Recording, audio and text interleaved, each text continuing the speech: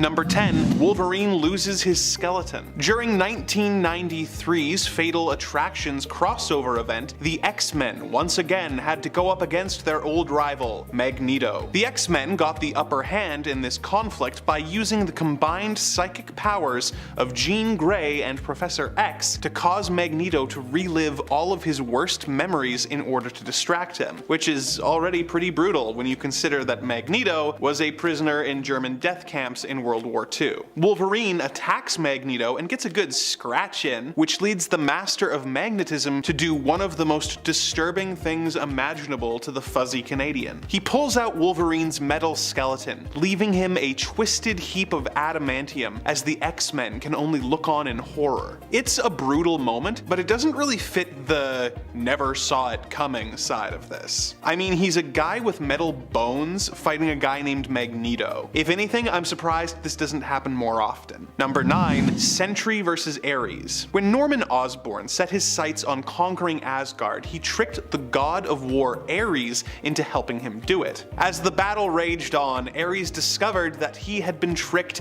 and turned on Osborn, vowing to destroy him. Unfortunately, Norman had the Sentry with him. Worst still, this version of Sentry had given in to the darker urges of his void self. Ares did his best against Sentry, but the fight ended in a truly brutal fashion, with Sentry ripping Ares in half in a shower of gore and entrails. It's a lot, but although you could make the case for it being one of the most graphic Marvel moments, I don't think it checks enough emotional boxes for me to consider it the most brutal by any means. Number 8. Punisher's Steamroller. Frank Castle isn't known for working well with others, but if there's anyone you'd think he'd get along with, it would be Wolverine. They teamed up in Punisher Volume 6, number 17, and it quickly went off the rails, with them being swarmed by a gang of little people who wanted to cut off their legs in order to make them short. In order to get Wolverine into a fit of berserker rage, Frank makes fun of Logan's height, causing Wolverine to go after him. Wolverine calmed down, but Punisher decided that he was slowing him down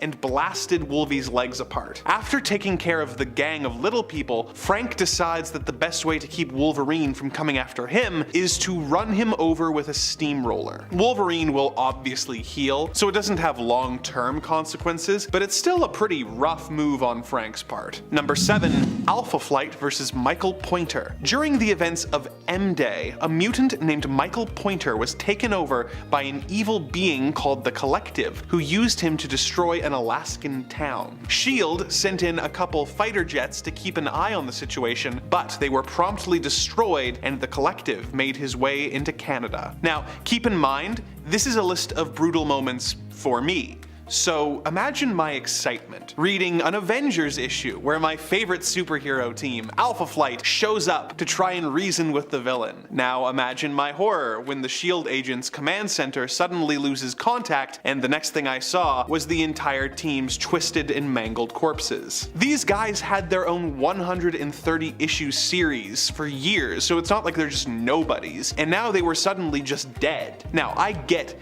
that not many people like the team as much as I do, so for perspective, imagine if your favorite team was the Fantastic Four, and they were horribly mutilated off-panel. Oh, poor Guardian. That's like the 5th time he's died. I think that what makes this such a brutal moment for me, beyond my personal attachment to the characters, is that it is so quick and off-panel, leaving us to imagine what horrible things were done to leave such a terrified-looking gory mess of Canada's super team. Number 6. Rick Jones's fate worse than death. Immortal Hulk is a cosmic horror series with plenty of brutal moments, with characters constantly getting eviscerated and transformed into creatures that are pure nightmare fuel. You could make the case for Banner, Absorbing Man, or any of the Hulks earning this spot, but no one quite got as brutal a fate as Hulk's old friend Rick Jones. When the Shadow Base wanted to go after the Hulk, they combined the deceased Rick's body with that of the Abomination, causing Rick to transform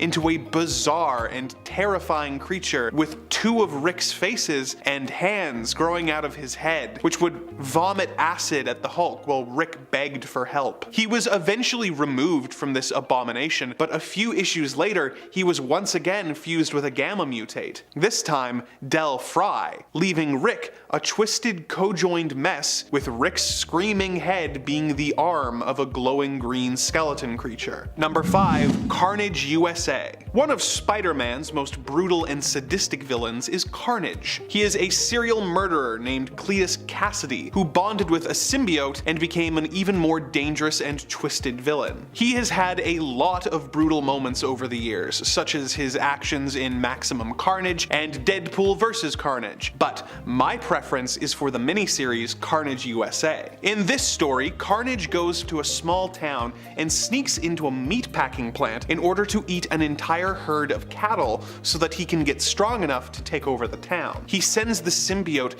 in through the water pipes and takes over men, women, and children, forcing them to attack each other and holding a few of them hostage for and amusement. There are some brutal Cletus moments, such as sending a woman out to collect her husband's head in order to secure the safety of her children, but my favorite and most twisted is when he gathers all of the survivors in a church, hands out a bunch of pliers, and demands they pull out their own teeth in exchange for his mercy. Number 4. Deadpool kills the Marvel Universe again. In Deadpool Kills the Marvel Universe, Deadpool became aware of his status as a fictional character and lost his mind, going on a brutal kill streak that resulted in all the Marvel heroes and villains getting dispatched in cruel and unusual ways. A few years later, in the sequel, we got to see a Deadpool from another world do the same thing. On this Earth, Deadpool is put under mind control by the villains of the Marvel Universe and tricked into going after his friends. What makes it even more disturbing than the first for me was the fact that while he's attacking the heroes, he is living a fantasy in his head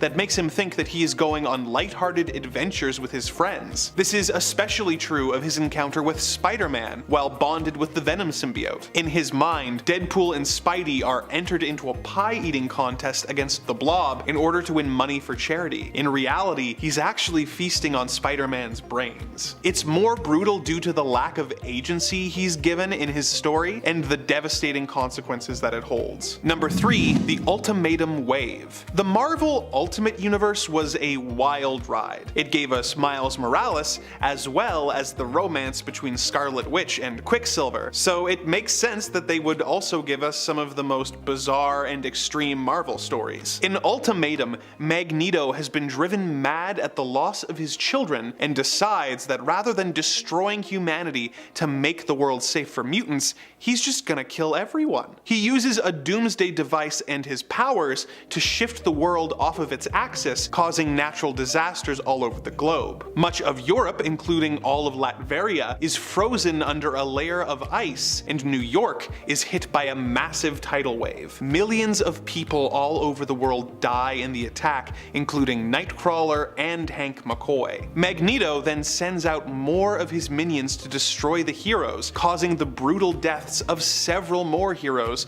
including Hank Pym, Doctor Strange, and Thor, just to name a few. Professor X gets personally murdered by Magneto, who later has his face blasted off by Cyclops, who then gets assassinated at an anti-mutant rally. It is a relentless story, but I think the most brutal moment is when Pym finds his wife Janet being eaten by the Blob and responds by entering his giant form, picking up the Blob, and biting his head off. Number 2. Marvel Zombies. Marvel Zombies is pretty self-explanatory. It takes place on an alternate Earth where the heroes of the Marvel Universe have been infected with a zombie virus. They retain much of their intelligence and personality, but they are so consumed with hunger that they are willing to go to any lengths to get to their next meal. There is something so brutal about watching all of your favorite heroes hunt down Magneto and brutally and graphically eat him in the opening pages, and it only gets more disturbing going from there. I'd say that the most brutal moment in this story is the revelation that Hank Pym has been keeping T'Challa sedated but alive in a lab, and he has been removing his limbs one by one to eat. It's a brutal and disgusting story that you can't help but have fun reading. Number 1. Spider-Man's take on September 11th. There are way more gory and graphic Marvel moments on this list, but the fact that this comic features the real-life tragedy of September 11th, 2001 makes it hard to justify putting it lower on the list. Like, I can't sit here and say that a fictional tidal wave was worse than this.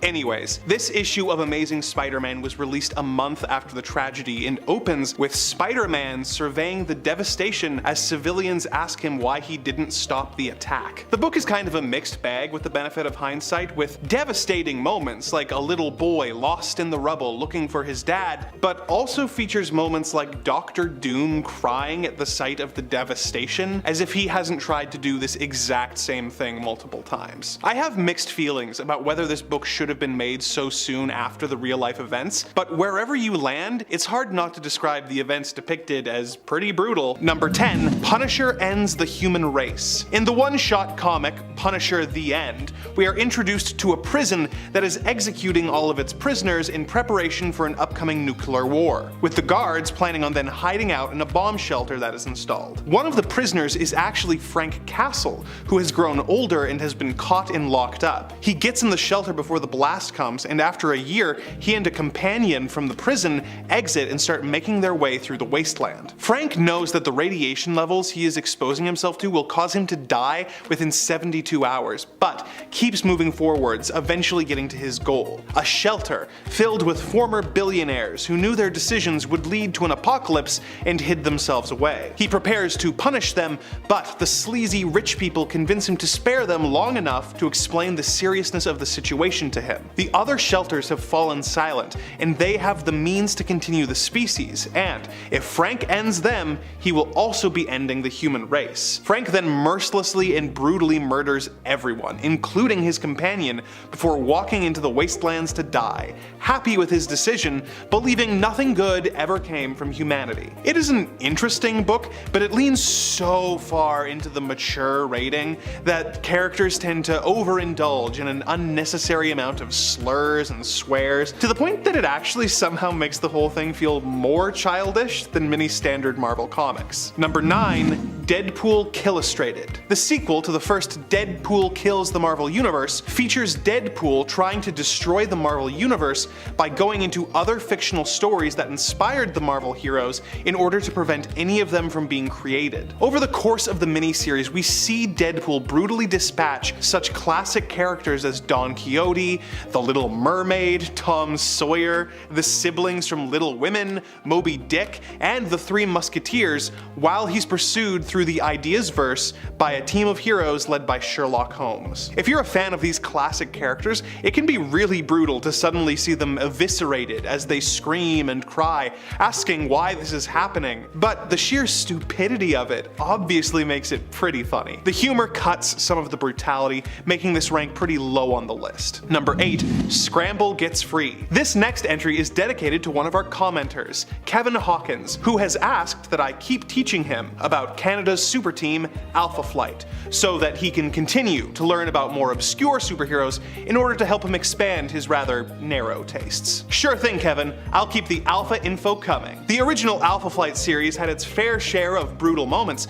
but one that has always stuck in my mind is from issue 30, when Heather accidentally releases Madison Jeffries' evil brother, Lionel, otherwise known as Scramble. Scramble has the mutant power to rearrange organic matter. He originally used this power as an army medic in the Vietnam War, but the trauma of the war drove him insane and he was locked away in a hospital. Once he got free, he used his powers to turn the other patients into deformed and grotesque mounds of mutated flesh that then attacked the heroes. Every design in this issue is wonderfully brutal and disgusting, including the creature that Heather is transformed into. The victims are eventually saved and put back in their original shapes, which makes this a bit less brutal, but it was an especially disturbing issue. Number 7.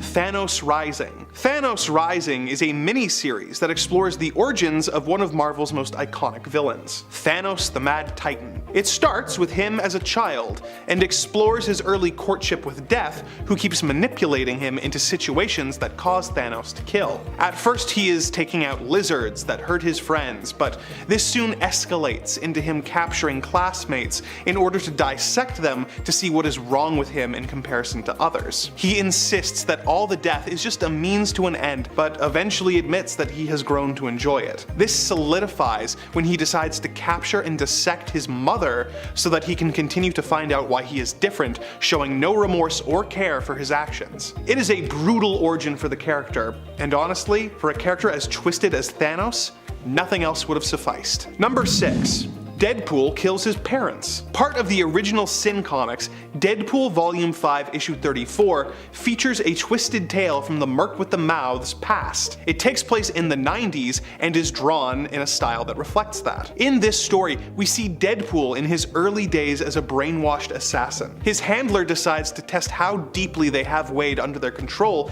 and sends him and Sabretooth to his childhood home with the mission of ending the lives of his own parents. Wade doesn't have much memory of his past and eagerly goes for the house, but he is stopped from attacking his parents. Kevin, you are never gonna guess who stops him. It's 90s Alpha Flight, who I'm honestly surprised haven't crossed paths with Deadpool more often. The two teams fight, and Sabretooth and Deadpool manage to get away, their mission a failure. The jovial tone of the book then takes a sharp turn as Deadpool grabs a drink, returns to his childhood home, and silently takes a tour of the strange and familiar sights before setting the house on fire and getting into the car with Sabretooth without a word. The fact that the book is so lighthearted before this moment makes the final blow so much more brutal. Number 5. Hulk, The End. While I found Punisher, The End to be kinda bad and immature despite trying really hard to be mature, I really like the Hulk, The End story. In this book,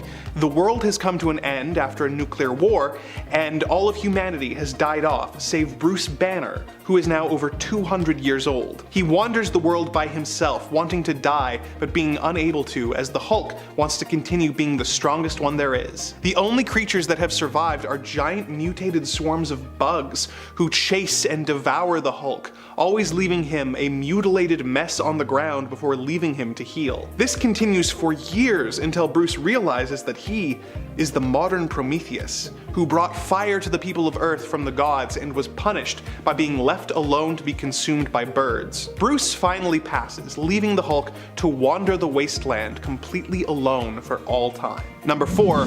Marvel Zombies, Dead Days. In Marvel Zombies, we are shown a world where all of the Earth's heroes have been transformed into flesh-eating zombies who are trying to find more humans to consume to sate their seemingly unending appetite. In the one-shot comic Dead Days, we are shown the last days of the human race, as well as our favorite heroes becoming the cruel monsters we know from Marvel Zombies. There are some brutal and disturbing moments, such as Spider-Man turning and eating Mary Jane. Okay, Kevin will appreciate this. We get to see the zombified Alpha Flight attacking the X-Men after having ate Professor X before they are graphically dispatched by Magneto. We also get to see She-Hulk eating Val and Franklin Richards before having her head blown off by Sue Storm. Every page is more disturbing than the last, but I think the worst part is when Reed Richards decides that zombies are actually the next step in evolution and infects the other Fantastic Four members and then allows them to feed on him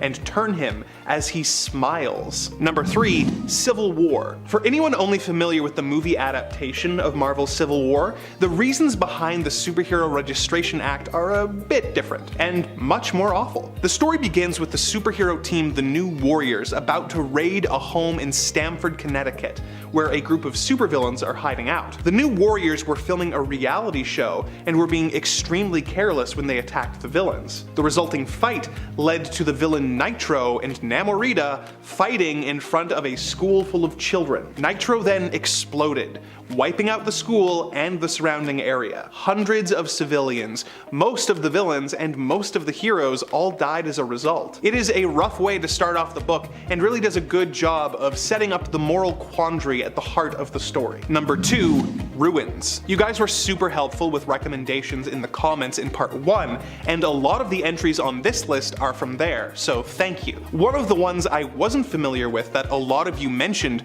was Marvel Ruins, and you were right. It's a rough one. Marvel Ruins is a 2-part mini-series that essentially asks the question of what would the Marvel Universe be if instead of accidents resulting in heroes getting powers, they just got sick and died. For example, in this universe, Matt Murdock saved the old man from getting hit from the truck, and the radioactive goop that got in his eyes caused him to die in the hospital without growing up and becoming Daredevil. Wolverine has a painful bone disease. Captain America introduced Nick Fury to cannibalism at some point. Jean Grey is a teenager selling herself on the street before being killed by Fury, who then takes his own life. Okay, Kevin is gonna be so thrilled. We even get a brief look at Alpha Flight's Aurora and North Star, who are homeless, naked, and starving on the streets. Everything is awful. But my favorite bit comes from issue 2, where it is revealed that when Peter Parker was bitten by the radioactive spider, it gave him a deadly and contagious radiation disease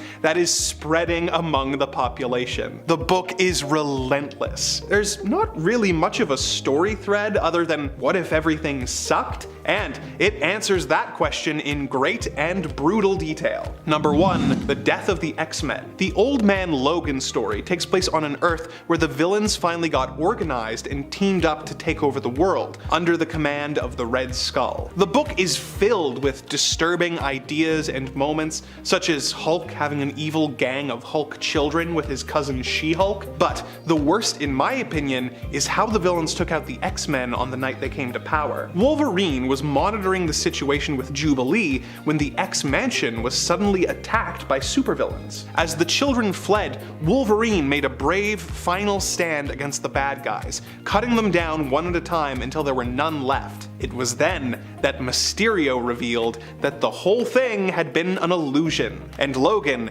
had been attacking his own teammates the entire time. I don't think it gets worse than that. Although, I can picture it happening to Adam here at Top 10 Nerd. Number 10, Eternals vs. X-Men. So, the Eternals are basically a celestial created experiment and an offshoot of humanity. They have an eternal struggle against another offshoot, the Deviants. Eternals have hardwired programming to protect the Celestials and to correct excess deviation. Now, a recent revelation about mutants and deviants causes the new Eternal leader, a pretty sinister guy by the name of Druig, to decide that the mutants represent excess deviation. Thanks to that, war is declared on all mutants everywhere. Following their programming, Eternal assassins come to Krakoa to destroy the Five. Massive war machine Eternals called the Hex are unleashed on Krakoa, and Uranos, one of the oldest and nastiest of all the Eternals, is unleashed on Arakko. Now, Uranos is only able to be released from his prison for 1 hour at a time, but within that hour, Uranos is able to take out every member of the Great Ring of Arakko, all of which are Omega level mutants. Hell, in the first 20 minutes, Uranos eradicated Cable, Magneto, and David Haller, otherwise known as Legion. He then goes on to wipe out about 1 million mutants. Number 9, Magneto vs. Red Skull. Now, some of you may know this, but I think this is one of my absolute favorite Magneto moments, and he has a lot of good ones, so that's saying something. Magneto and the Red Skull are on opposite sides of history. Magneto grew up in a Jewish family living in Germany during World War II, and we all know Red Skull and Hydra's stance in World War II Germany, so it's safe to say that these two villains don't really like each other, right? In Acts of Vengeance from 1989, Magneto and Red Skull were actually temporarily united, but it's really important to note here that Magneto was unsure whether this was the Red Skull that aided Germany. So Magneto confronted him, and Red Skull did indeed confirm that he was the original. Now, it didn't take much for Magneto, the master of magnetism, to overpower the Red Skull, but unlike what you might think, Magneto does not take his life. Instead, Instead, Magneto leaves the skull isolated in a stripped-down fallout shelter 20 feet underground. He removed the ladder from the escape hatch, gave him 10 gallons of water, took out his homing transmitters, gave him no food, no light, just water,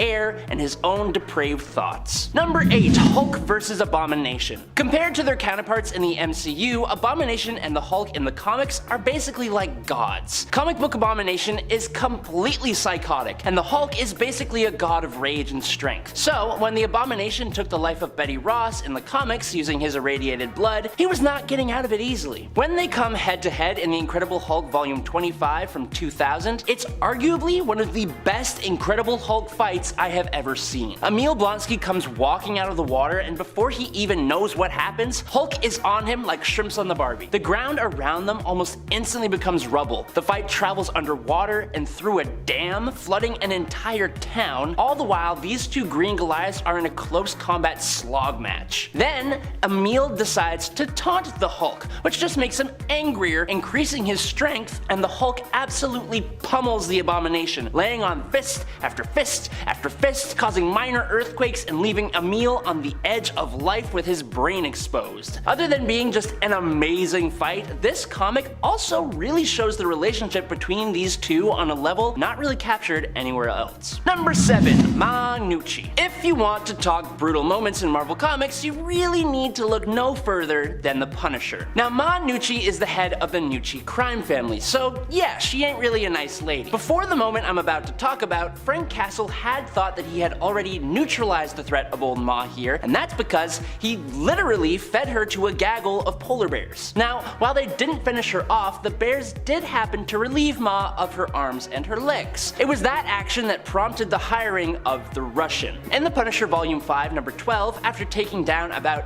80, yes 80 of her thugs, Punisher comes back to finish the job. 80 men were already obliterated, so no one was really willing to lend the legless and armless head of crime a hand as Frank burned down her mansion. She puts up a decent fight with no limbs though, which is kind of impressive. After she attempted to gnaw off his ankles, unsurprisingly unsuccessfully, Frank uses his big old boot plus the muscles in his leg and not so gently flings this helpless, horrible woman into the burning pyre that used to be her home. Number 6. Punisher Netflix prison fight. The Punisher isn't just absolutely ruthless in the comics. When Punisher made his way onto the small screen in Netflix's Daredevil series, he gave us probably one of the most downright savage and ferocious cinematic Marvel moments ever. Taking place in Daredevil Season 2, Episode 9, Frank, played by the irreplaceable Jon Bernthal, found himself in prison alongside the scum that he absolutely despises, and thanks to the Kingpin's influence, he gets locked in a hallway with about 10 inmates, his bare fists, and some very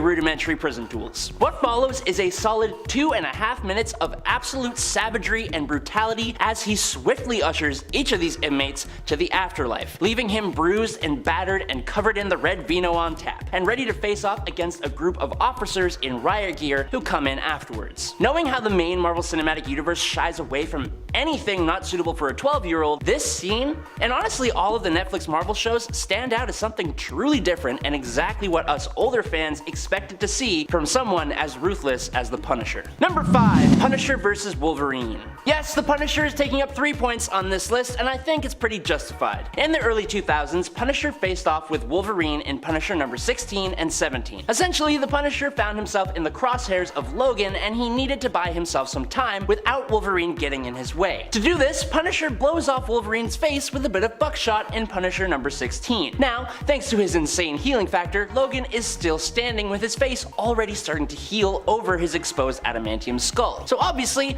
that didn't really buy the Punisher much time. So instead, in Punisher number 17, Frank Castle makes things just a little bit more below the belt, literally, as he wiped Wolverine's gonads off of the playing field in a similar way to how he took off his face. But of course, even this won't stop the mutants, so Frank Castle resorts to even more drastic and kind of creative measures. Needing the means to give himself at least a day or two before Logan will start coming after him again, the Punisher uses a steamroller to slowly but completely flatten Logan, and then he parks it there and walks off to do his business. If anything, I think this is a testament to how powerful Wolverine actually is. Number 4.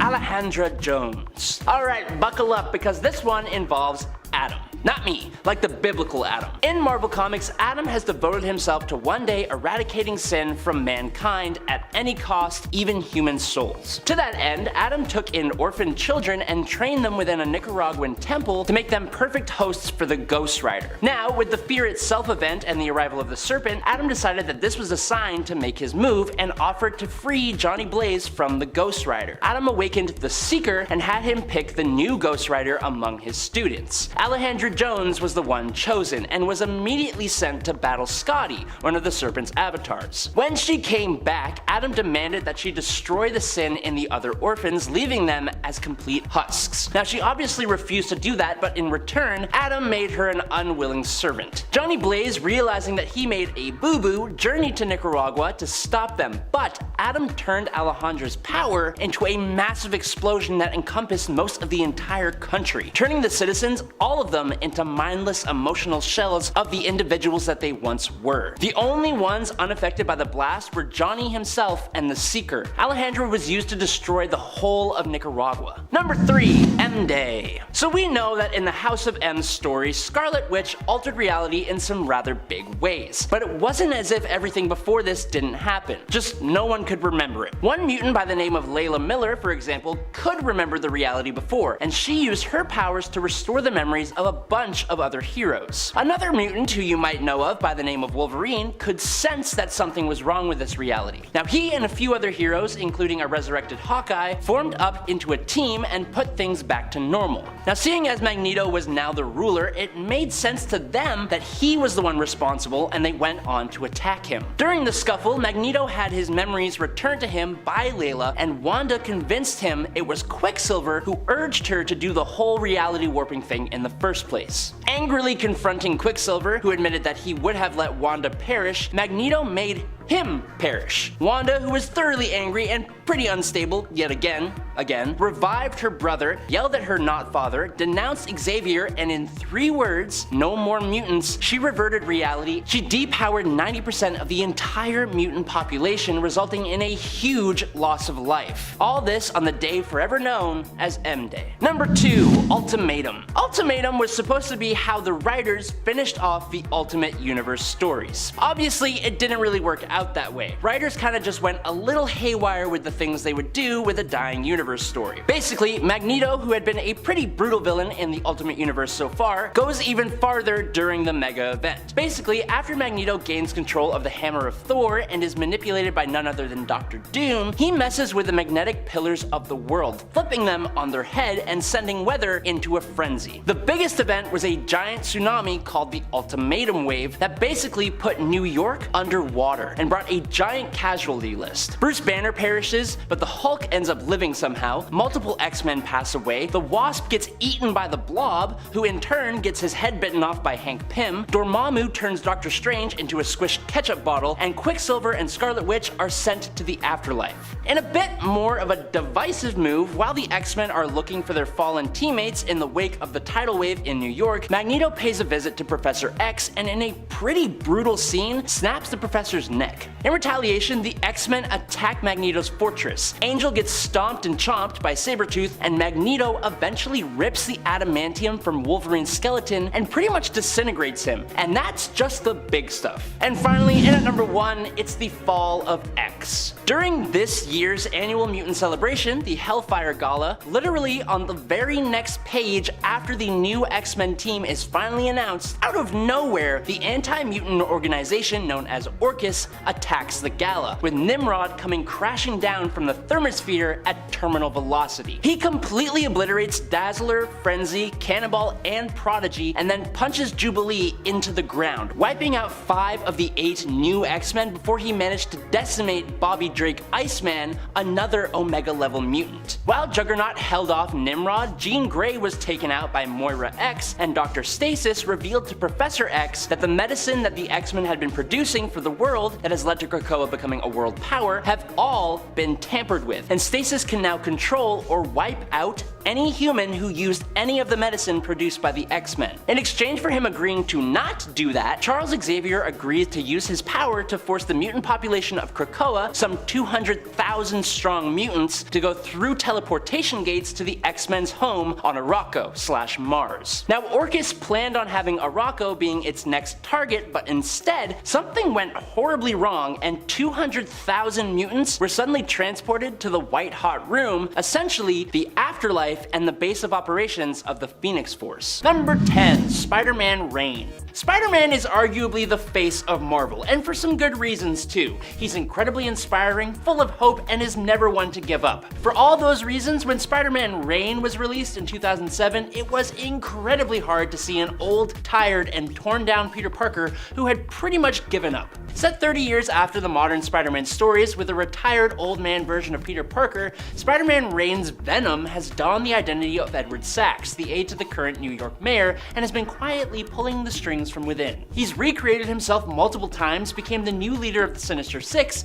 and has installed a security system around New York to stop anyone from leaving. He has goons that walk the streets, he's a total criminal mastermind. But of all the dark and depressing things in this story, there is one thing that stands above the rest. Through the course of the story, we learn that Mary Jane, Peter Parker's greatest love, has passed away, and he's been hanging on to this memory of her, and that's likely due to the fact that he is directly responsible. Mary Jane didn't pass away because of a villain or Peter failing to save her. Instead, because of the radioactive spider that gave him his abilities, Peter himself was radioactive.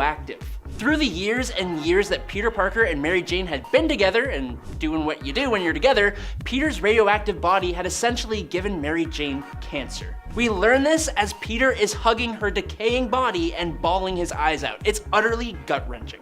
Number 9, Marvel Ruins. Marvel Ruins is a story taking place in an alternate comic book universe where literally everything that could possibly go wrong does go wrong. Similar to Ultimatum for part 1, it's best to just list some of the events off, then get specific here. The Fantastic Four's spacecraft crashes into the Earth, and Ben Grimm is left with survivor's guilt. The Incredible Hulk is not so incredible, as the gamma radiation he experienced leaves him as a hulking mass of tumors and deformity. Thanks to the radioactive spider, Spider-Man did not gain the abilities of a spider, he instead developed an incredibly brutal mutant virus that left him with a terrible skin rash, and had him captured and quarantined by the government. The Scarlet Witch betrayed the Avengers to the government, leading to the Quinjet being blown up with all of them inside, and they all go to the grave. Nick Fury was introduced to the idea of eating other people by Captain America. Silver Surfer suffocates in space. Johnny Blaze just sets himself on fire as a stunt and goes out in the same stunt, and Magneto's powers go out of control in an airport, destroying everything. The whole story just leaves you wondering what you're supposed to do with your life right now, and I honestly don't know. I can't help you. Number 8, World War Hulk. Near the end of the Planet Hulk storyline, the shuttle the Hulk was sent to Sakaar in by the Illuminati at the beginning of the Planet Hulk storyline blows up, wiping out the Green Scar's family. Hulk reaches a whole new level of anger, which is directed at those who sent him here, the Illuminati. And so, he headed to Earth with his war sworn. He made a quick stop at the moon to defeat Black Bolt of the Inhumans, and when he got to Earth, he headed to New York City, giving the city a time limit to be evacuated, and when that time limit stopped, well, he defeated everyone who was left. Iron Man and the Hulkbuster, the Avengers plus their tower, the US Army, the X-Men, the Fantastic Four, Juggernaut, Doctor Strange using the power of Zom, who is one of the most powerful magical monsters in Marvel Comics, and the Ghost Rider, all while saving innocent bystanders at the same time. He then threw the Illuminati members he captured into the ring against each other, sparing them as he only sought justice. He was eventually sort of defeated by the Sentry, who he fought until they both reverted back to their human forms, which is when Bruce Banner knocked Bob Reynolds out.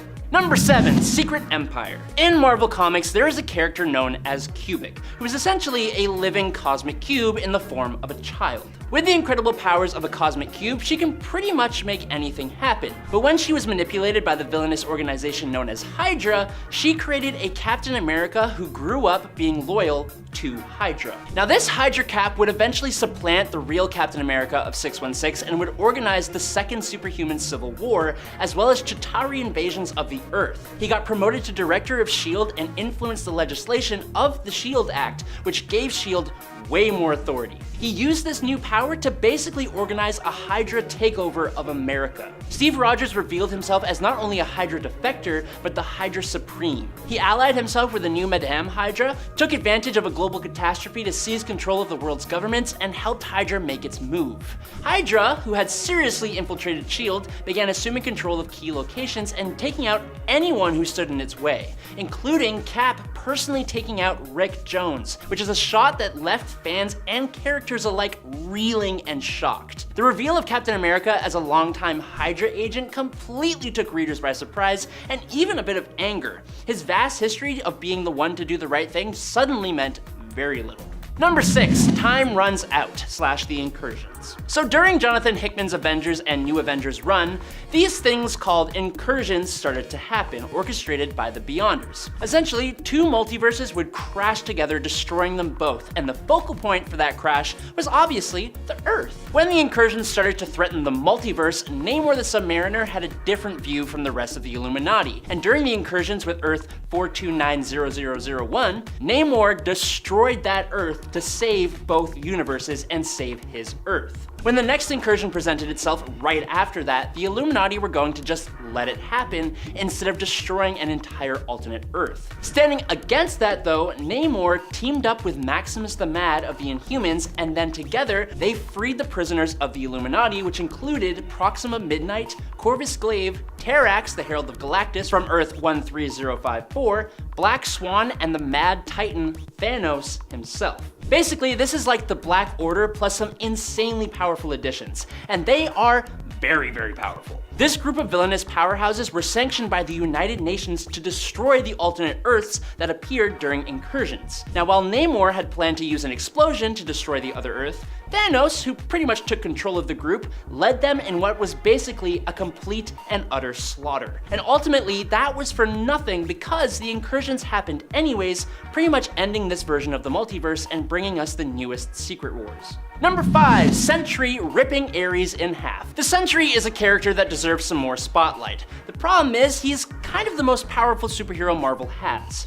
Obviously, that's debatable, but this guy has the power to destroy pretty much anybody in the Marvel Universe. He's reassembled his own molecules and taken out the Molecule Man, for example. He's almost too powerful to include in a lot of stories, but it's the fight between the Sentry and Ares, the literal god of war, in issue 2 of Marvel's Siege event that really left me sitting there going, did that actually happen? And it did. Ares in this story started on the Dark Avengers before redeeming himself and joining the good guys. He had been showing how awesome he is, and he turns his sights on Norman Osborn, which unfortunately means Ares now has to face his friend, the Sentry. Now, Sentry punches Ares halfway across Asgard, and maybe 2 or 3 punches later, he grabs both ends of the God of War and rips him completely in half. Not only did it leave everyone on the page frozen, it also left readers completely stunned. Number 4, The Last Avengers Story. In 1995, Marvel released The Last Avengers Story, and with a title like that, being from 1995, you can imagine it's not all sunshine and rainbows, and it's not. Within the first few pages, the current Avengers of this alternate future and their base are completely wiped out by an absolutely massive explosion caused by Ultron 59. Now, Ultron 59 basically then challenges the original Avengers to a final fight against himself and a team of very powerful villains. Now, side note, the art in this comic is actually pretty cool, which unfortunately makes it even worse watching one of the most savage moments from this story. At some time in the past, this version of the Incredible Hulk turned evil thanks to an event that happened fighting alongside Thor, the Thing, and Hercules. The Hulk turned against his fellow Avengers, Wonder Man, Hawkeye, Mockingbird, and Tigra, who absolutely got it the worst. Tigra against the Hulk is not a fight you would normally expect, and this comic tells you why. As in her attack against the Green Goliath, Hulk simply grabs her and pulls her apart, just like Sentry did with Ares. Hawkeye and Mockingbird literally flee for their lives, while Wonder Man flew into a rage, and he and the Hulk had a slog match that ended up with Wonder Man detonating himself and wiping both himself and the Hulk from existence. Number 3, disassembled. For me, a big thing that shows just how powerful the Scarlet Witch actually is would have to be the Avengers Disassembled event. Wanda and the Wasp were just chilling by the pool when Wasp mentioned Wanda's kids. And the only problem is that the existence of her children had been wiped from her mind. And when Wasp brought it up, it brought all those memories back, and Wanda absolutely lost it. Several things happened next, with none of the Avengers even knowing the cause. For starters, Scott Lang Ant-Man lost his life when a previously deceased Jack of Hearts showed up out of nowhere and just detonated. While the heroes were trying to figure out what just happened, Vision also showed up saying that he was not in control of himself and that he is sorry, as he also begins to detonate. And then Jennifer Walters, She-Hulk, began to get uncharacteristically raged and tore Vision in half. Next, we see Tony at the UN conference randomly start to act as though he was incredibly intoxicated, even though he hadn't had a single drink, and he verbally accosted the Latvian ambassador and threatened him. Then, a whole invasion by the Kree just randomly came out of nowhere, resulting in the passing of Hawkeye, and then the Kree just randomly left as quickly as they showed up. All of that was actually Wanda Maximoff using her reality warping magic.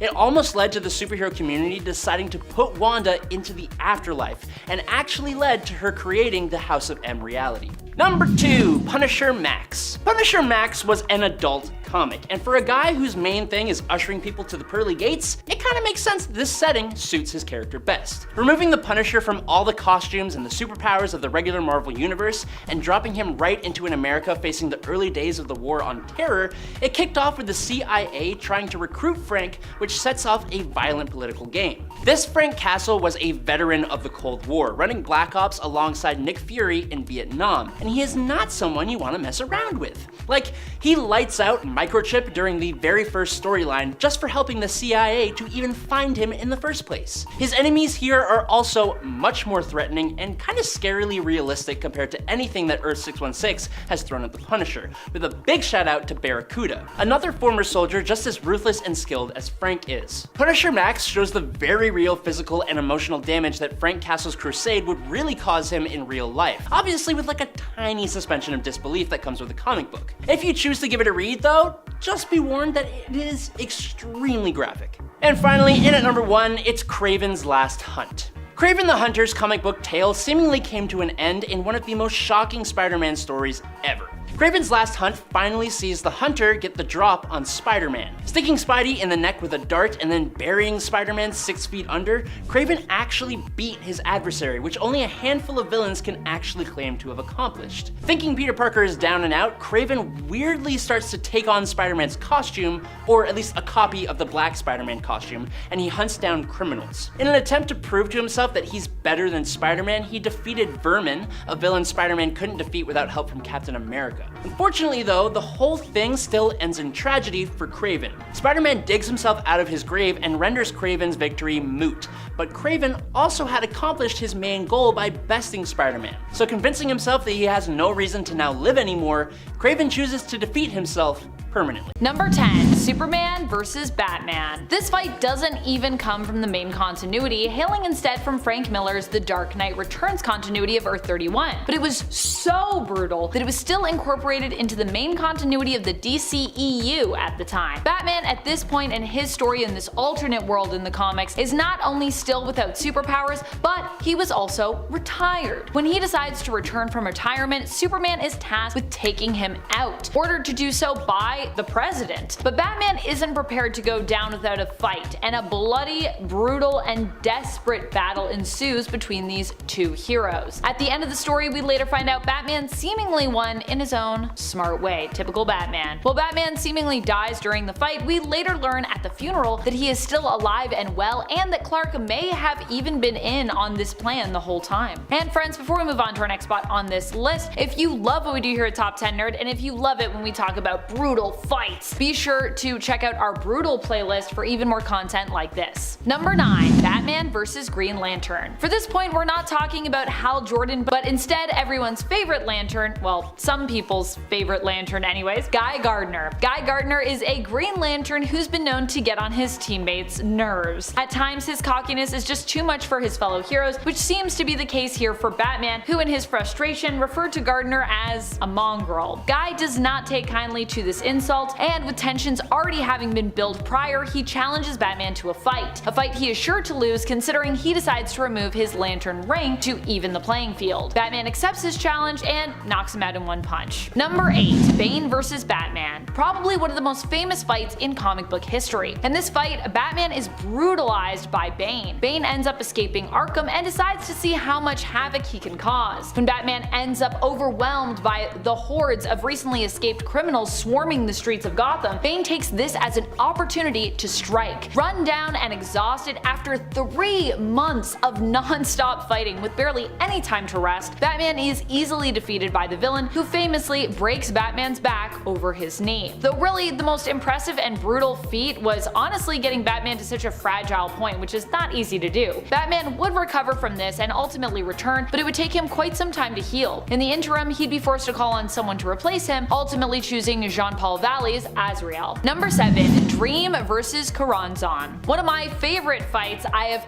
ever read in any book, comic or otherwise, happens of course in the Sandman series. This fight happens during the first main arc in the Sandman comic series, when Dream is tasked with reclaiming his symbols of office. In order to get back his helm in the comics, he must journey to Hell to battle and defeat the demon currently in possession of it, one of Beelzebub's, a demon named Corazon. This battle is described as being the oldest game, that of basically imagining. One can lose through hesitation, inability to take up a solid defensive stance, or lack of imagination. Corazon conjures up the anti-life in the hopes of finally beating Dream after a long fight. Initially badly beaten by Corazon's move, Dream does end up winning in the end, proving himself the epitome of imagination, as what else are dreams really, by conjuring up the concept of hope. Number 6. Batman and Robin vs. Green Lantern. Oh boy, what can I say about this one? Well, it comes from Frank Miller's All-Star Batman and Robin, so I think you can imagine how it goes. I will say Frank Miller is like the king of brutal fights, I would say, in comics. Yeah, All-Star Batman and Robin is honestly, it's an experience. If you want to check it out, all the power to you. In issue number 9, Green Lantern comes to try and tell Batman he's taken things too far, warning him that he's putting people in danger and imploring him to please stop. Seemingly, Hal's house call is triggered specifically by the fact that he's accusing Batman of kidnapping Dick Grayson, who he does not know but suspects is Batman's sidekick, Robin. Batman doesn't want to hear it and blatantly denies Hal's accusations, even though, as we know, they are true. As we can see from the beginning of the issue, Batman has also been preparing for Hal's arrival and for this specific confrontation by painting everything yellow. Needless to say, it doesn't go well for Hal. Number 5. Bane vs. Alfred. What could possibly be worse than the loss of Batman's parents when he was young? How about the loss of his confidant, his butler, and the person who, for longer even than his own parents, has honestly been a parental figure to him, Alfred? I don't think it gets much more brutal than this. While the death of Batman's parents is obviously very tragic, Alfred was there to help pick up the pieces afterwards and in essence help to raise the boy even before his parents passed. He was probably one of the closest people to Batman. Alfred was shockingly killed by Bane after being kidnapped by the villain. When Damian Wayne didn't take Bane's threat seriously and set out to save Alfred, Bane responded in kind by ending Alfred's life. Not only is this brutal for Alfred, obviously, but this was all part of Bane's greater plan to basically break Batman again, but this time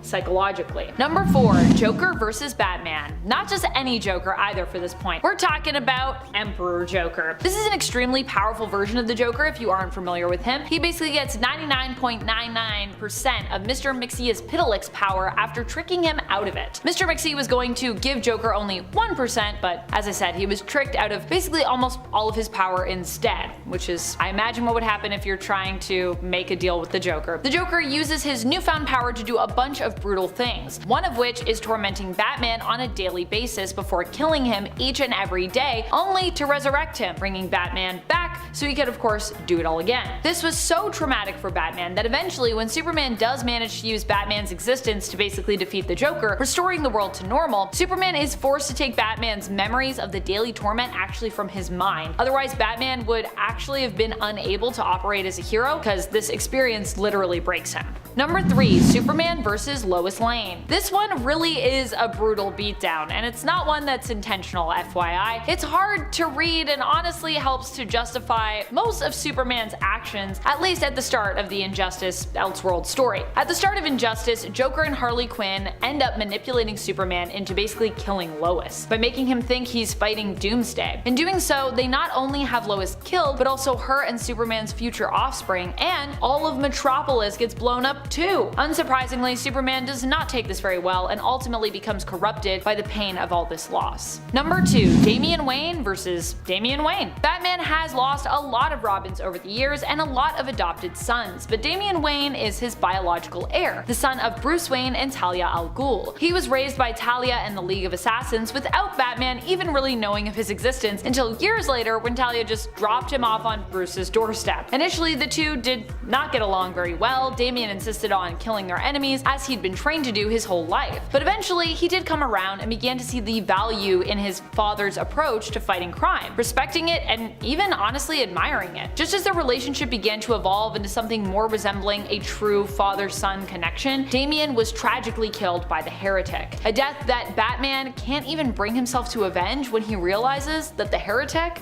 is Damian's clone. Number 1. Mera vs. Aquaman. Mera and Aquaman are often presented as being romantic partners, and sometimes as a crime-fighting Atlantean duo as well. However, this doesn't mean they never fight, especially when things get really comic booky. And during the Blackest Night, things did get really comic booky, and they actually had some really good reason to fight. At that time, Aquaman had been possessed by the Black Lanterns, joining their forces, and Mera was driven into a rage by the death of last standing family member Tempest, causing her to become a Red Lantern. One of the coolest bits of character development for her, which allowed Mera to really tap into, I would say, years of bubbling rage. Talk about a woman in her power. During one page in Green Lantern issue number 50 from the 2005 volume of the series, Mera takes on the deceased Aquaman, and when he attempts to emotionally manipulate her to basically win her over, trying to distract her from her rage by attempting to bond with her over the loss of their son, ultimately it fails. Mera frightens him off masterfully by responding, "I've never wanted children," before seemingly defeating both of the undead that are confronting her here with her liquid napalm blood. Number 10. Jason Todd's worst fear. Probably one of the most heartbreaking moments for me in recent years in terms of DC Comics happened during Three Jokers, Batman 3 Jokers, so pretty recently. I'm still not really sure why people don't like this comic. I thought the story by Jeff Johns and artist Jason Fabok was well worth the multi-year wait myself. It was suspenseful, it was mysterious, and it was just stunning, and honestly every time I go back to it I find something new that I like about it. Sure, the middle act in issue number 2 lagged a bit, but otherwise this comic to me was pretty flawless, other than a few minor plot hole issues in my opinion. Also the raccoon. And despite the lag in issue number 2, it still had one of the most heartbreaking moments for me, which occurred when Jason as Red Hood chose to strike out on his own and ended up finding a pool filled with failed attempts at creating the next Joker, which in and of itself is another kind of brutal. At one point the Three Jokers implied that Jason actually might be the best candidate to become the next Joker, but decide that he's simply not smart enough to take up the mantle. Ouch. Instead, they once more beat him to within an inch of his life with a crowbar, with one of the Jokers, implied to be the Joker who first did this to Jason way back when, commenting on how the second time was even more fun than the first. It gets especially brutal and heart-wrenching when Batgirl and Batman arrive on the scene to rescue him and he lashes out at them, especially when like Babs just comes in and gives him a hug and she's like, "I just want to make sure you're safe." Number 9. The Dark Knight Strikes Again. Batman The Dark Knight Returns came to us originally as a way to give Batman, Bruce Wayne, a fitting end, and it's easily one of the greatest Batman stories out there, with Frank Miller art that was actually understandable and a great tale that wrapped up the character of Batman in a lovely little bow. But then, Frank Miller went and created 2 sequels, and the first of which is basically a fever dream of insanity, overly objectified blocky cartoon women, and just odd visuals, while also taking the character of Superman and completely misunderstanding and disrespecting him. But I think the most egregious moment came when Supes and the third member of the Trinity, Wonder Woman, decided they were going to hook up, right after Batman beat the absolute snot out of the Man of Steel. Wonder Woman comes in to find Superman completely beaten and bloody and ranting about how it's all over, and then, after punching him for being weak, I guess, they immediately start making out. Then they fly up into the stratosphere and begin going at it mid-air, and then slamming into the ground, causing volcanic eruptions, massive earthquakes, and tsunamis, hurricane-level winds, all for Wonder Woman to say he moved the earth for her. Wow, so poetic. And then she exclaims she is pregnant now, and they decide to get a bite to eat, but they sure are heroic. And friends, before we move on to our next spot on this list, if you love what we do here, why not show us you love us by clicking that subscribe button? Helps us out, helps you to stay in the know, it's a win-win. Click the subscribe button! Do it! God!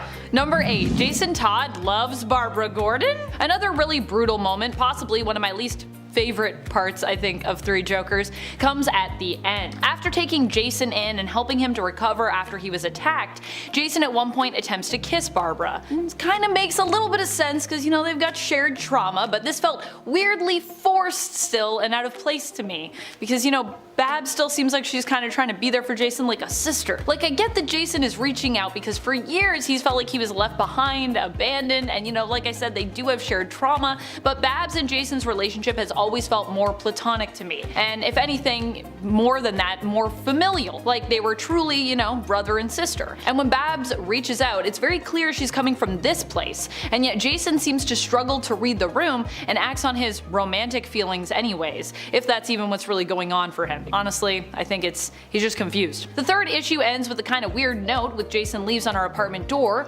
and that ends up falling off and then being swept away by the building's janitor, which is especially weird and kind of cringe because it seems to imply, like that whole sequence of shots, that if Babs found it, things may have been different between them.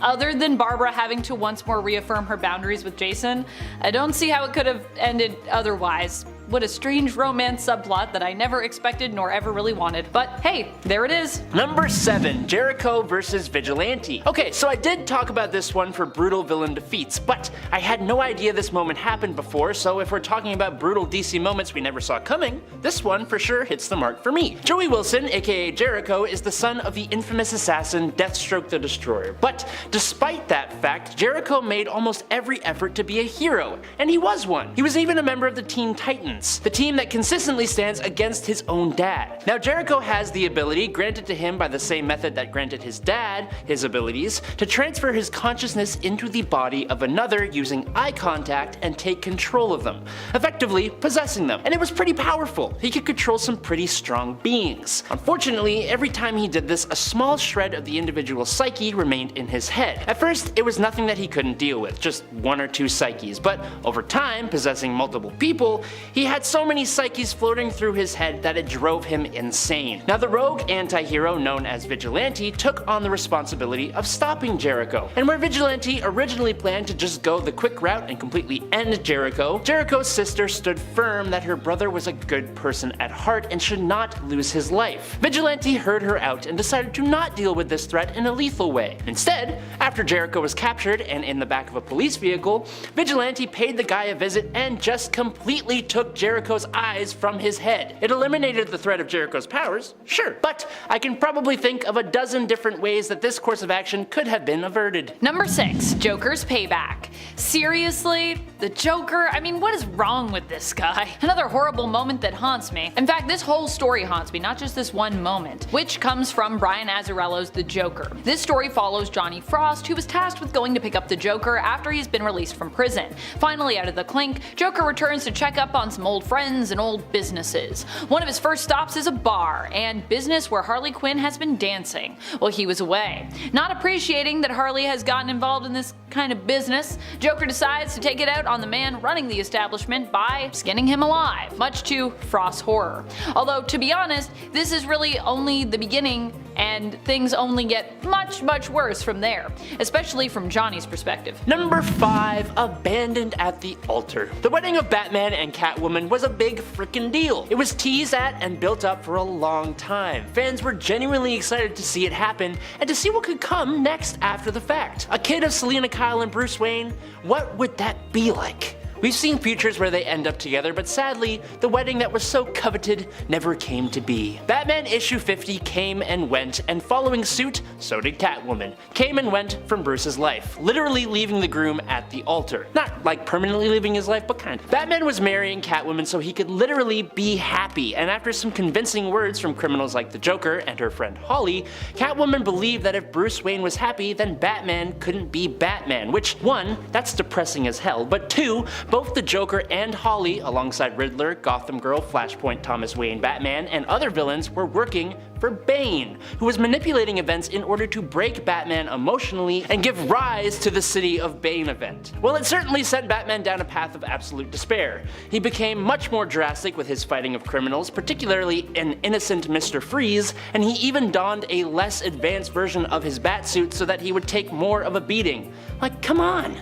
Guy's been through enough. Number 4. The non-canonical made canon. One of the weirdest things with DC is how sometimes they just completely leave their stories open to being canon or not, kinda depending on how they're received by fans. And one of the weirdest incidents of this happening is with The Killing Joke. The Killing Joke, written by Alan Moore, was never intended by him to be part of the main continuity. And as far as I know, it kinda isn't really, except for one part of the story, the attack on Barbara Gordon, the pain she suffered, and the result of that attack, her becoming paralyzed from the waist down. Why this was the only thing we chose to keep from this story, I do not know, but the whole idea of it just feels super weird, especially when you consider how brutal and graphic this attack was, where Barbara gets no opportunity to defend herself, having been surprised by the Joker's visit while visiting her dad in her civilian form.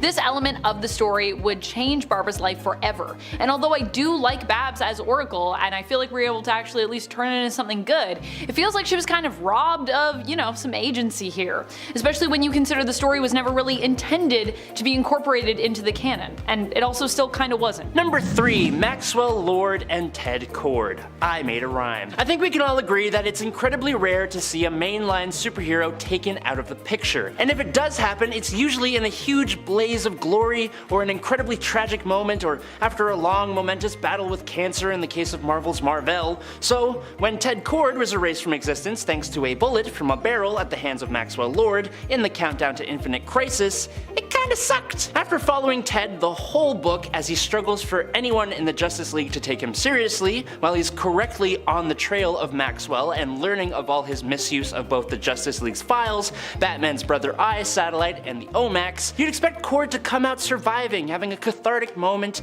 where he finally gets the League's respect or to make a dent in Lord's plans, but instead he gets snuffed out like a tea-light candle that never even begun to make the wax melt. It's abrupt, brutal, and it made me legitimately very sad to read it. Number 2. Face Off. One of the most brutal moments that still haunts me to this day, of course, involves the Joker. Because of course he's one of the most twisted and often brutal characters that we have over at DC, I would say. This one comes to us from around the time of Death of the Family. In this story, Joker ended up removing his face in order to reinvent himself. Needless to say, this didn't last forever, but it was a terrifying time, and honestly, I'm not sure how Joker lived after doing this, considering that I'm pretty sure he would have been opening himself up to all kinds of nasty infections. Despite removing his face, Joker would later recover and somehow reapply said face, despite the fact that the face was not well stored in between, cause comics, I guess. Ugh. Number 1. Fridged. This DC Comics brutal moment caused the whole coining of a term and changed the way comic books were written going forward. Green Lantern Kyle Rayner came home one day after doing his superhero thing in Green Lantern issue number 54 from 1994 to find his then girlfriend, photojournalist Alexandra DeWitt, had been very savagely stripped of her life at the hands of the villain known as Major Force. But not only did Major Force take Alexandra's life, but for seemingly no reason, he also stuffed her into the couple's fridge. It was incredibly brutal and served only to give Kyle, the male antagonist of the story, the motivation to reach new heights as a hero, while her character, who was genuinely likable and could stand on her own, was gone forever. This was a trope in not only comics but media in general, that presented viewers and readers with the idea of sacrificing the female love interest for the direct purpose of motivating the male hero, which practically never happened in the reverse. After this comic came out, the trope was finally given a name: fridging, or women in refrigerators, and it changed the way female characters were written in comics for the most part. Going forward. At number 10 is the iconic Joker removing his own face and then wearing it around like a mask, like the loony he is. In the DC Faces of the Unalive and the Unaliving of the Family, sorry for that, it's YouTube, not me, Joker did something so bizarre it left me scratching my own face. You see, he sliced off his. Yeah, you heard me right, he took a knife to his own visage and then proceeded to wear it like a mask. At first, I thought it was just a gimmicky, shock factor move, but the more I delved into it, the more I realized the deeper connotations here. You see, while it would be easy to chalk this up as Joker being insane, this was actually Joker's deranged way of trying to make a point. You see, he used his own face, lack thereof, as a metaphor for Batman's alter ego. You see, just as Batman's real face is the mask he wears, the Joker's mask is his real face. He was taunting Batman, saying, look, we're not so different, you and I. My mask is my identity, just like yours. Sure, the Joker's done some gruesome things, but this self-inflicted facial mutilation takes the cake. At number 9 is Black Adam's brutalities. We all know how capable Black Adam is, considering he's basically Superman without the remorse. But there are two standout instances that really take the cake for me. The first is the time he lacerated Terraman in half. You see, instead of a warning or a good old-fashioned beatdown, no, he rips Terraman straight in two in front of the press cops. It's absolutely horrendous.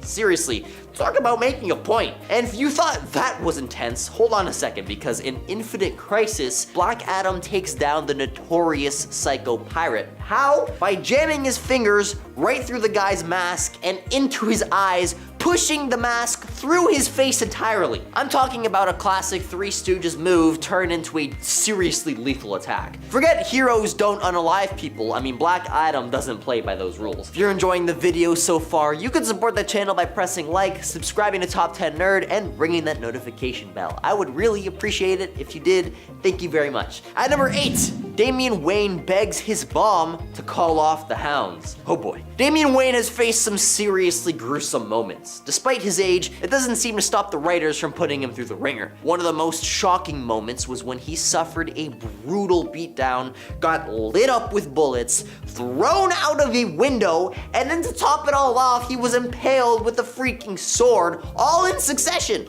Come on, that's some next level brutality. And here's the kicker, it was all on the orders of his own mother, Talia al Ghul. Could you imagine that? Your own mom giving the green light for such a horrific ordeal. The most agonizing bit for me out of this whole thing was watching Damian desperately plead with his mom to call off the dogs. That's the most gut-wrenching part right there. But don't worry, you guys, T got better. It's comic books. At number 7, pre-Robin Damian beheading a small-time villain, sticking a grenade in his mouth, and then throwing the whole thing at Tim Drake. Considering the last entry, we know that this guy's carrying trauma. Back in Batman number 656, Damian was introduced as a lethal assassin, hell-bent on proving that he's the only worthy successor to his father, Batman. He targeted Tim Drake, the then Robin, and Bruce's adopted son. See, Damian, raised as an assassin, thought that he had what it takes to be the Bat. But when he took on Spook, a kind of lower ranking villain, he definitely went overboard. See, he didn't just stop at knocking out the bad guys, he absolutely decapitated this one. Pretty cold.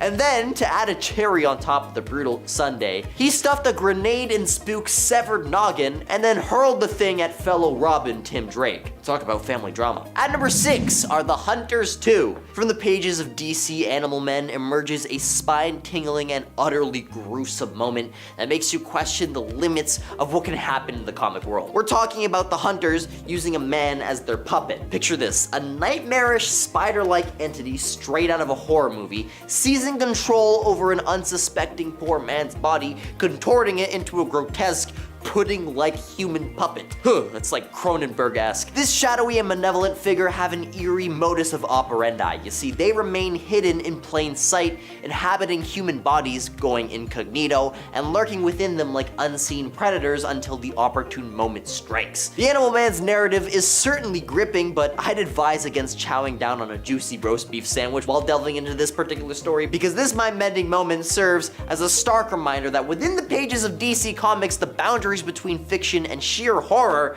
can blur in the most unimaginable ways. At number 5, the Joker skinned a man alive. Now, we all know that the Joker's brutality knows no bounds, and one chilling moment that still sends shivers down our spines is when he skinned this dude alive. This nightmarish act was unleashed in his very own graphic novel, a tale that exists on the fringes of DC's canonical universe.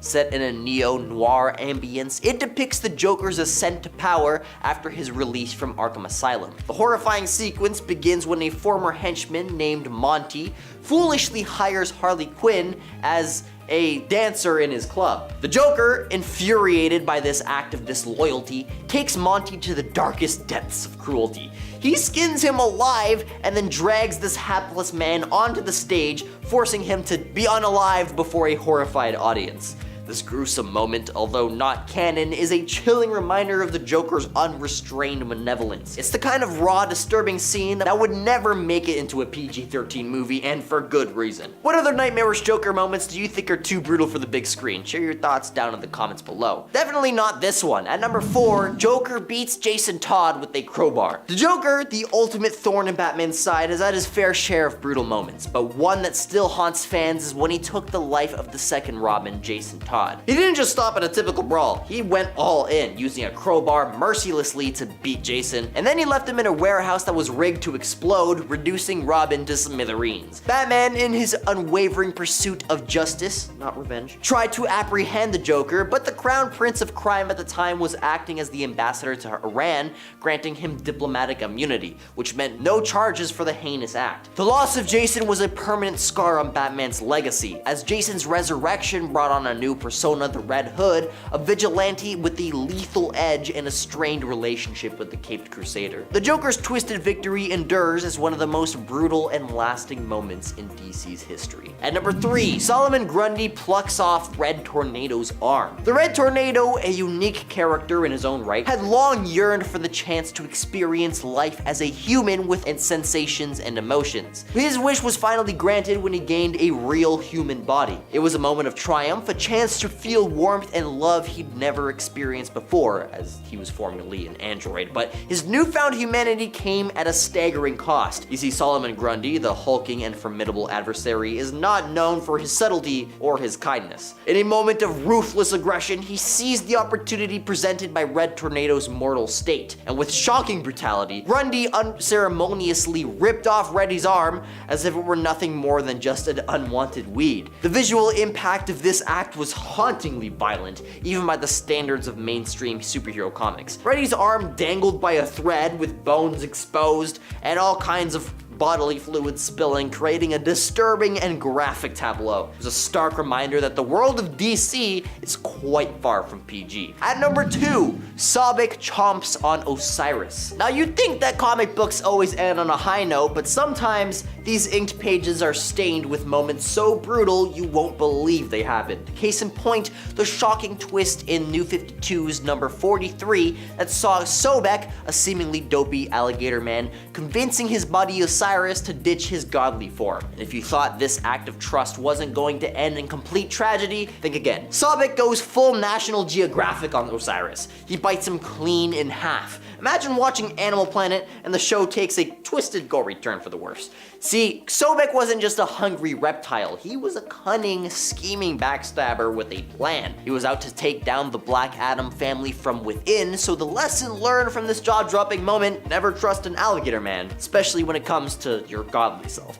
At number 1, Superman punches his arm straight through the Joker. In the demented alternate reality of Injustice Gods Among Us, we bore witness to one of the most jaw-dropping and brutal moments in DC history. It all started when the Joker, that iconic villain with the penchant for chaos, hatched a nefarious plot to drive Superman to the brink of madness. He used a potent substance to trick the Man of Steel into believing that Lois Lane, the love of his life, was in fact the monstrous and destructive force known as Doomsday. But here's where it gets really twisted. The Joker, ever the mastermind, rigged a nuclear bomb to detonate at the moment Lois's heart ceased to beat. And tragically, that very same scenario unfolded when Superman, under the influence of Joker's deception, inadvertently took Lois's life. This plunged Superman into a state of profound grief and despair that defies imagination, as Lois happened to be with Superman's son. In a shocking and horrifying turn of events, a distraught Superman, consumed by grief and rage,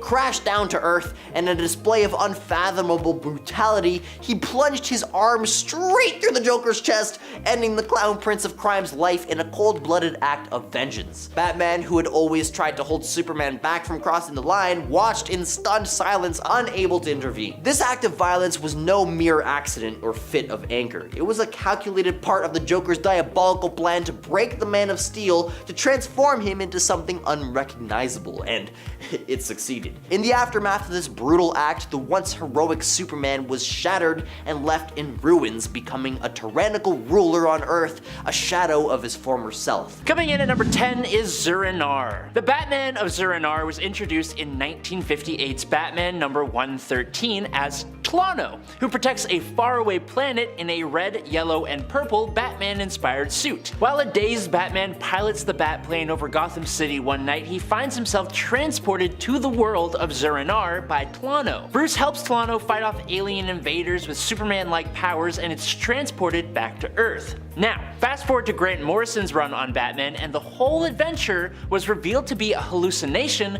caused by an isolation experiment on Bruce Wayne by the villain Dr. Simon Hurt, with Zur-En-Arrh being derived from Bruce Wayne mistaking his father's last words, Zorro in Arkham, the film they had just watched before his parents were brutally snatched away from him. Using the trigger phrase, Dr. Hurt broke Bruce's mind and left him on the streets of Gotham. However, Bruce had developed a backup personality to bring the fight back to Dr. Hurt, the much more violent Batman of Zur-En-Arrh. And at number 9 is Batman White Knight. Batman White Knight does something rather unique. It takes the arch enemy of Batman, the Joker, and flips him to become the hero of Gotham, but not one that wears a mask or runs around beating up criminals in the night. A hero who stands in the public eye and fights for what's right. Mostly. The story really paints Batman out to be as brutal and terrifying as he tries to be, and it's pretty successful. The best example I can give is how the Joker actually became reformed in the first place. In the very first issue of the comic, Batman is chasing Joker alongside Barbara Gordon, Batgirl, and Nightwing, and he is single-minded, driving the Batmobile over people's roofs and through active construction zones, barging past security guards who just want to help. Normally Batman is pretty good at not letting the Joker talk him into a frenzy, but this time it ain't gonna go that well. When Joker torments Batman, then reveals he is taking a new medication to cure his mental illness, Batman snatches the whole bottle, and in front of a large group of onlookers, he empties the whole bottle into the Joker's mouth and forces him to swallow it. Number 8.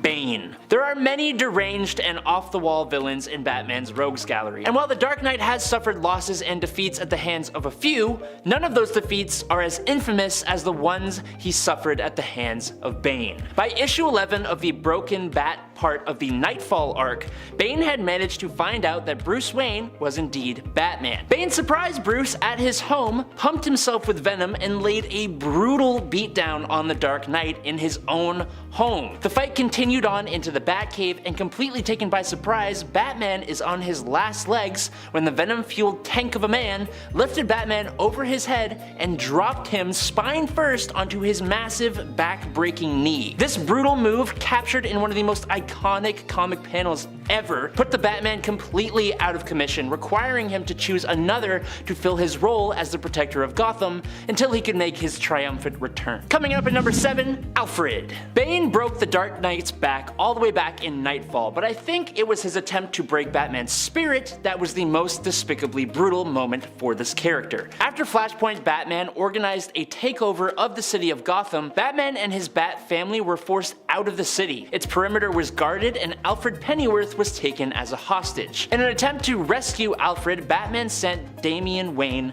Robin. Unfortunately, Damian was not quite capable of getting the job done, but that doesn't mean that he deserved to be forced to watch as Bane snapped the neck of Alfred Pennyworth, sending the heart of the Bat family to his grave. Instead of actually serving to break the Batman spirit like he intended to, Bane actually pushed Batman to do practically whatever it takes to put Bane down. If anything, this act united the Bat family as a force to be reckoned with, and there was no way Bane or the alternate Thomas Wayne were going to get away with this heinous crime. And at number 6 is his one rule. Batman Hush could, in its entirety, be seen as a brutal moment. It strikes at the childhood life of Bruce Wayne himself, pushing Batman to a point we rarely ever see. In Batman issue number 614, right smack dab in the middle of the Hush story arc, Tommy Elliot, the childhood friend of Bruce Wayne, loses his life at what seems to be the hands of the Joker. All the years and years of distress caused by the Joker, the people hurt, the lives lost, they all fuel this rage inside of Bruce Wayne, who begins to lay a spectacular beatdown on the Joker, knocking out both Harley Quinn and even Catwoman, who both try to stop him. Batman almost goes to the point of permanently bringing an end to the Joker, beginning to put aside his morals to finally be rid of this homicidal plague on Gotham City. It's not until Jim Gordon intervenes while Batman has his gloves around the Joker's neck that the Dark Knight finally relents. The worst part is that if Batman did go through with it, the Joker wasn't even the one responsible for the crime he thought he was responsible for. Number 5. The Heretic. The 2012 volume of Batman Incorporated is full of some just bizarre moments. This is happening at a time when Batman has taken on his newfound son, Damian Wayne, as his Robin. Their relationship is